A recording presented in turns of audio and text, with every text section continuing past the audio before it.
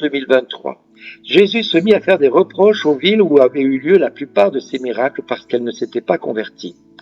Malheureuse es-tu, Chorazine, malheureuse es-tu, Bethsaïde, car si les miracles qui ont eu lieu chez vous avaient eu lieu à Tyr et à Sidon, ces villes autrefois se seraient converties sous le sac et la cendre. Aussi, je vous le déclare, au jour du jugement, Tyr et Sidon seront traités moins sévèrement que vous. Et toi, Capharnaüm, seras-tu donc élevé jusqu'au ciel? Non, tu descendras jusqu'au séjour des morts, car si les miracles qui ont eu lieu chez toi avaient eu lieu à Sodome, cette ville serait encore là aujourd'hui. Aussi, je vous le déclare, au jour du jugement, le pays de Sodome sera traité moins sévèrement que toi. Oui, frères et sœurs, cette parole est assez dure parce que Jésus nous corrige et nous montre que nous devons suivre et écouter ses reproches, parce que les reproches sont là pour nous faire grandir, et il nous faut nous convertir et nous repentir de tout ce qu'il fait, de tout ce qui se passe dans nos vies. Oui, le Seigneur est en train de nous montrer avec fidélité combien nous sommes précieux à son cœur. Et l'antième du Seigneur, c'est aujourd'hui ne fermez pas vos cœurs, votre cœur, mais écoutez la voix du Seigneur. C'est repris dans le psaume 94, mais vraiment, je crois que la clé du succès nous attend. L'exaucement des intentions de prière est bien présente. Alors, frères et sœurs, maintenant, je vous invite tous et toutes à nous repentir et à aller chercher auprès de Dieu la guérison, les miracles et les prodiges. Parce que Pierre déclarera à tout le peuple de Dieu, écoutez bien ce que Pierre déclarait.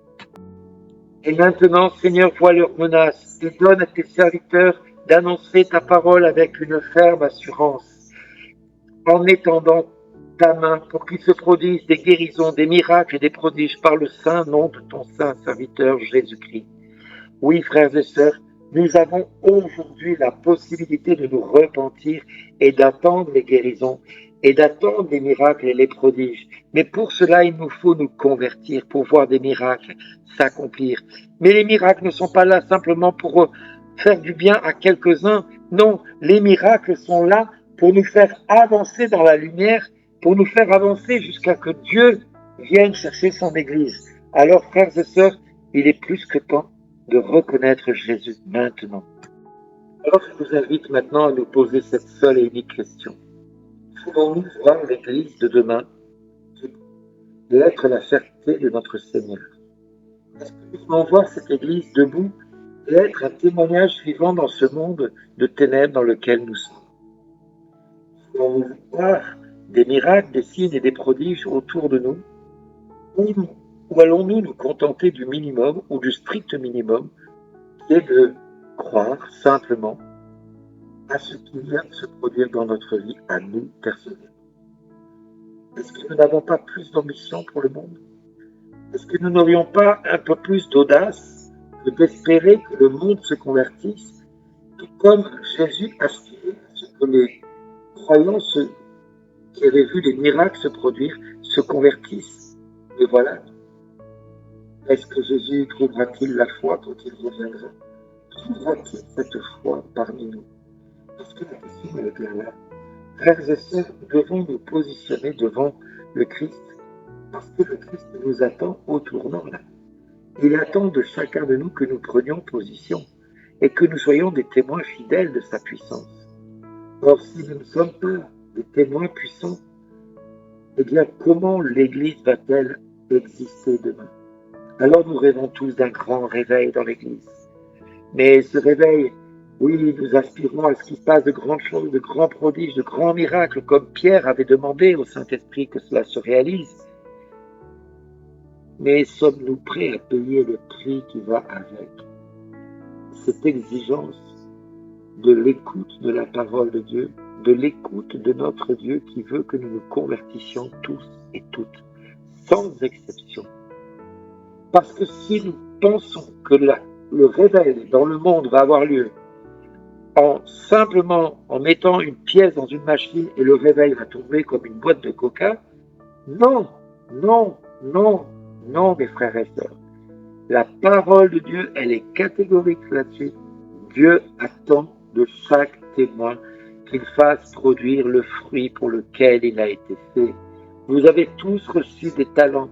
Ces talents nous demandent de les partager, de les communiquer et de faire de nous vraiment un témoignage vivant au milieu de ce monde.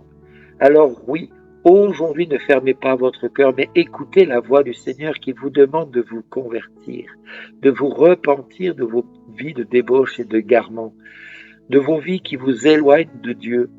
Oui, ne soyez pas sourds à l'appel de Dieu aujourd'hui, mais aujourd'hui répondons tous présents à cet appel.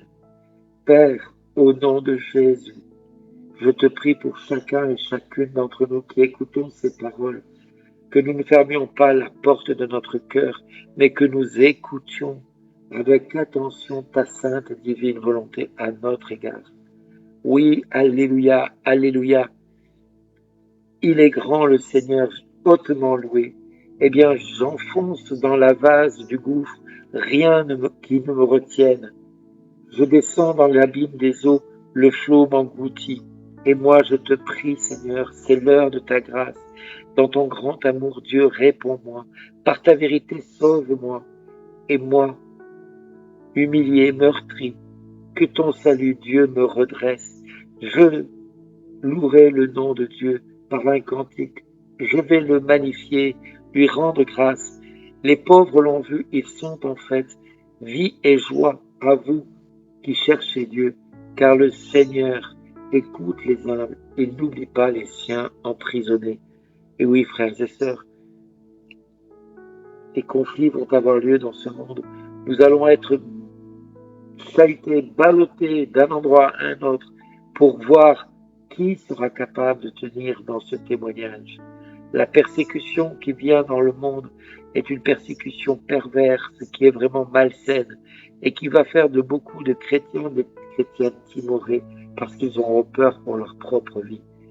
Seuls ceux qui auront eu l'audace de témoigner en payant le prix du sang, peut-être demain seront-ils là encore pour témoigner de ce que Dieu a fait à travers eux.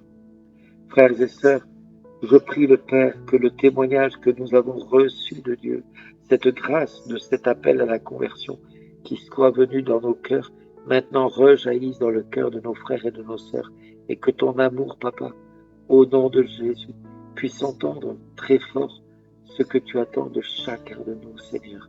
Viens nous montrer ta volonté, ta divine volonté, et viens nous montrer comment nous pouvons répondre présent, afin qu'il se produise des signes et des prodiges, des miracles, par le saint nom de Jésus, ton saint serviteur. Amen.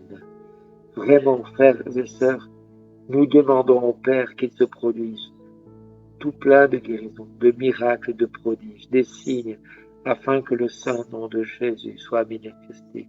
Nous te le demandons, Père, par le très saint nom de Jésus-Christ, pour les siècles des siècles. Amen. Et à chacun, je vous dis merci d'exister.